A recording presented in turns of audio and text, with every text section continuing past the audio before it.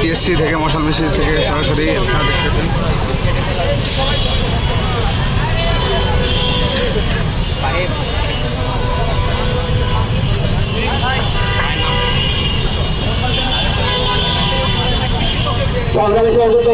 দেখতেছেন শ্রমিক হত্যার প্রতিবাদে মশাল মিছিল গণতান্ত্রিক ছাত্র জোট থেকে।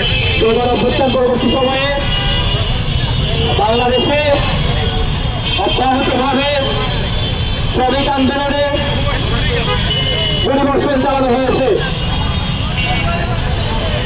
গণঅভ্যুত্থান পরবর্তী সময়ে ২২ জন শ্রমিকের মৃত্যু হয়েছে যৌথ বাহিনীর গুলিতে।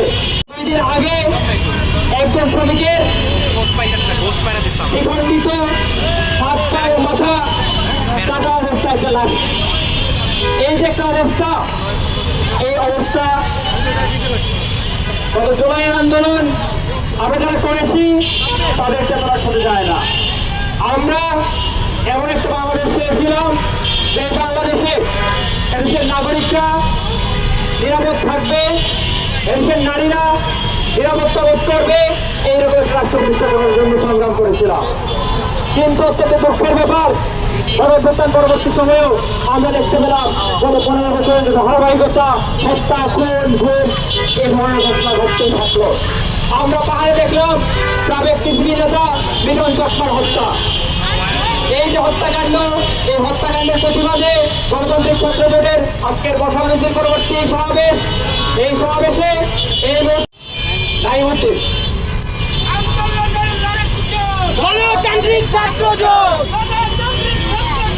আন্দোলনের লড়াকু জোট, গণতান্ত্রিক ছাত্র জোট। সংগ্রামী ছাত্র বন্ধুগণ, গণতান্ত্রিক ছাত্র জোট মহাবীর সংগঠন বিপ্লবী ছাত্র যুব আন্দোলনের পক্ষ থেকে আপনাদের বিপ্লবী অভিনন্দন।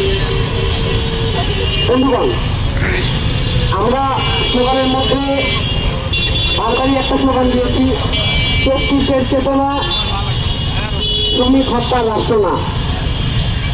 আমরা এখানে পরিষ্কারভাবে বলতে চাই যে গণঅভ্যুত্থানটা হয়েছে সেটা মোটেও কোন শ্রমিক শ্রেণীর মতাদর্শিক, যে শ্রমিক কৃষক সহ ব্যাপক জনগণের পক্ষের কোন মতাদর্শিক সংগ্রাম হয়েছে এরকম কিছু না।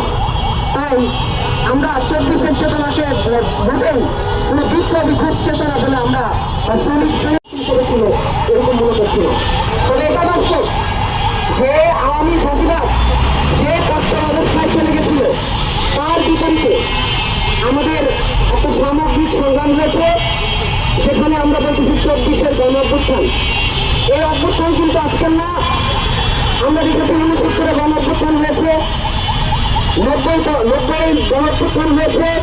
বারবারই যে গণঅভ্যুত্থানগুলো হয় বিশেষত এটা শহরকেন্দ্রিক, এই গণঅভ্যুত্থানগুলো যখন হয় তখন দেখা যায় শ্রমিক কৃষক সহ এই গণঅভ্যুত্থানে যদি দেখি এখানে কিন্তু ব্যাপক জনগণের অংশগ্রহণ ছিল না। ধরেন গ্রামের যে কৃষক ধানের দাম পায় না, যে কৃষক সারের দামের কারণে তার রাস্তাঘাটের অবস্থা, যে কৃষক ক্ষুদ্র ঋণের পরিপ্রেক্ষিতে দেখা যায় আত্মহত্যার পথ পর্যন্ত বেছে নেয়, তাহলে তাদের এই সামগ্রিক সংগ্রাম করে সকল কিছুতে উগ্র জাতীয়তাবাদ, উগ্র বাঙালি জাতীয়তাবাদ তাদের উপর চাপিয়ে দেওয়া হয়।